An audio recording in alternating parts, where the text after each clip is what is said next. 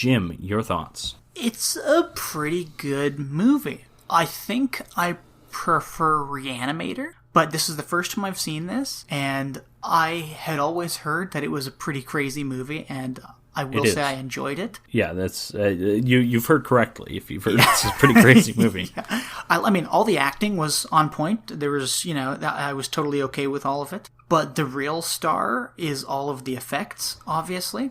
And some of them are goofy looking, but you can kind of like skip past that and just be taken in by the disgustingness of the effects. Well, and you say some of them are goofy looking, and I agree. That's budget, I think. And we've talked about John Carl Buechler of like the great horror makeup effects guy. For one reason or makeup effects guys, for one reason or another, we've done the most Buechler movies. We've done more Buechler movies. I don't think we've even done a Rick Baker movie. Done some Tom Savini, obviously. Buechler of that group, I think, excelled in kind of the low-budget realm compared to the others.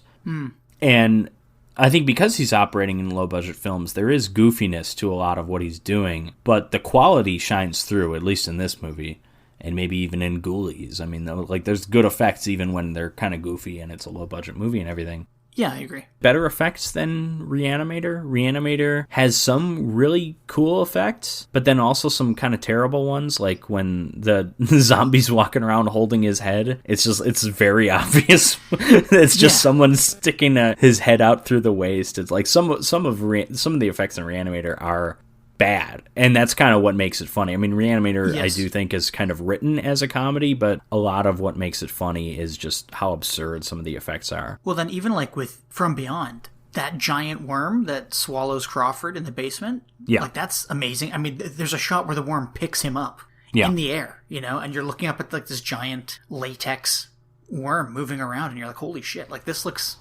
terrifying and amazing. And they also do a really clever thing with this movie that probably helps the effects, is most of the monsters are seen in like that purpley pink light, but also it's almost like they've covered all the latex with like goop, gloss or something. Yeah, like goop. Yeah, because everything is like wet and kind of shiny. Yeah. And you're right, that is the explicit purpose of that isn't necessarily to cover up seams and other kind of markings, but maybe that is a side effect, and it works pretty well if that's the case. Yeah, and the whole like all of those monster effects just make you feel uncomfortable because you don't want to even think about touching them. Well, yeah, and then there's like, it's just what I like about this movie, and Reanimator does this a bit too, where the zombie guy, the college dean or whatever, is this creepy sex-obsessed weirdo who wants to have sex with Barbara Crampton. That's what he was in life too, when he was living, and I like that this it's kind of just him as a zombie monster just kind of removes all inhibitions. That's very much what they do with Pretorius in this movie. Pretorius is depicted as a weirdo. Crawford has a line where he's like, he would bring beautiful women over, they would have nice wine, but then the nights would always end with screaming. And here, it's the same thing. He's doing all these weird things, and then once he gets Barbara Crampton here, it's like, oh, I gotta see what this is about. And it's creepy. It is actually disturbing.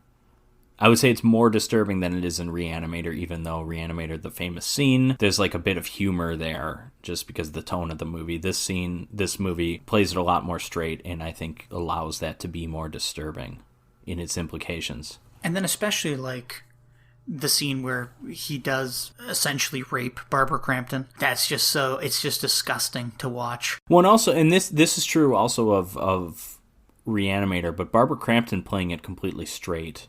Mm-hmm. Her screaming and stuff, and this, she does this when she's on the table in Reanimator. It's just like, it sells you on how disgusting and disturbing that is. And I'm thinking the B-movie Scream Queens, of which Barbara Crampton kind of is. She's a little bit higher class, I would say, than like a Linnea Quigley, but I'm picturing like a Linnea Quigley or a Brinke Stevens in this kind of movie, and I don't think it works as well. I think Barbara Crampton's just great in this movie all the time, not just when she's being raped by a slug monster, but when she's playing psychiatrist who has a scientific interest and a growing scientific interest, when she plays like borderline drug addict who's like obsessed with this thing and then also doing weird sexy BDSM stuff. Like, she's great throughout the entire movie. She really is.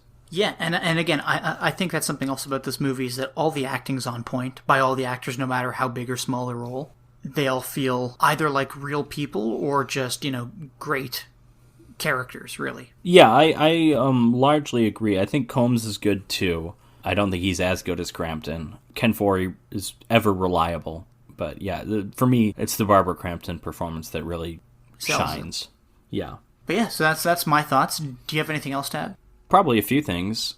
I like this movie a lot. It is visually very interesting with the lighting, and you said that showing the monsters always in that lighting, but also just the lighting itself. There is something like appealing about that kind of pinkish glow that really hammers home like that there is something appealing about this otherworldly stuff, even when there's weird eel monsters and jellyfish monsters and Dr. Pretorius monsters trying to bite and or rape you. There is something like there's and what they do too with the it's always very windy when the resonator is on, and that's like just the flowing hair of Barbara Crampton and her flowing nightgown. I think that just like looks really neat in the depiction of basically different dimensions.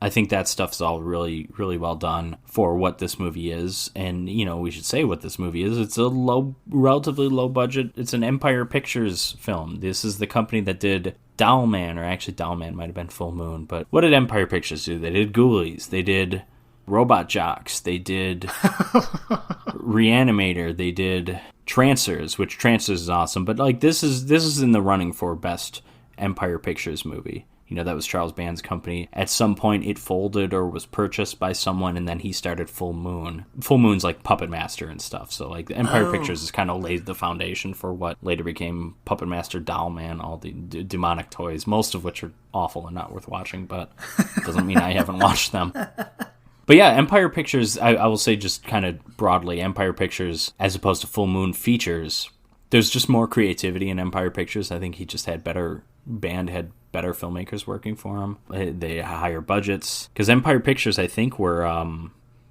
these were, at least some of them, maybe most of them, but these were theatrical releases, whereas Full Moon was the direct-to-video era. So there's just a difference in quality, in budget. But yeah, this is a wonderfully creative movie. It does not shy away from disturbing implications sexually and with violence. And I like that. It's kind of like the... this is based on Lovecraft, obviously, and this Lovecraft, from what I've read of the story, all the Pretorius stuff is new, and the story is basically there's an unnamed narrator who's talking to Crawford Tillinghast, and he turns on this resonator, and he sees this like weird stuff going on, and then he eventually escapes, and Crawford is convicted of murder of like all of his servants that disappeared into the beyond.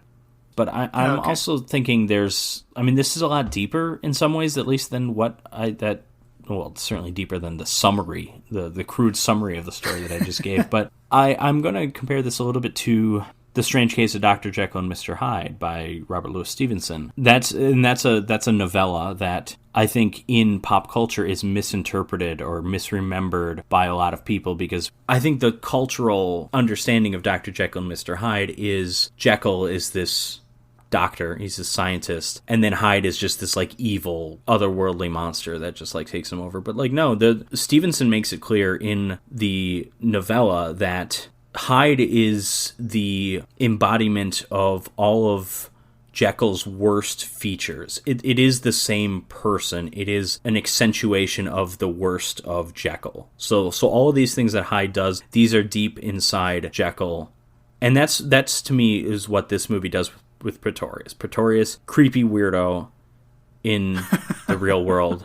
He dies / gets taken into the other world, and he is that, but more so. And I think that's interesting. And again, that's kind of what they do with Reanimator with the college dean David Gale guy. But I just like that. I think that's good, interesting storytelling. And I think with Gordon, Combs, Crampton, Paoli, and Buechler, I just think they had the right people telling this story. Like, I think everything just works well. And obviously there's a chemistry built up between a lot of these people because they had worked with each other before. And there's certainly a trust at least between Barbara Crampton and Stuart Gordon. Oh my God, there would have to be a lot of trust. Yeah, to do such weird and disturbing scenes. This is more Reanimator than it is From Beyond, but there's like a fearlessness and a trust in the director from her that is amazing.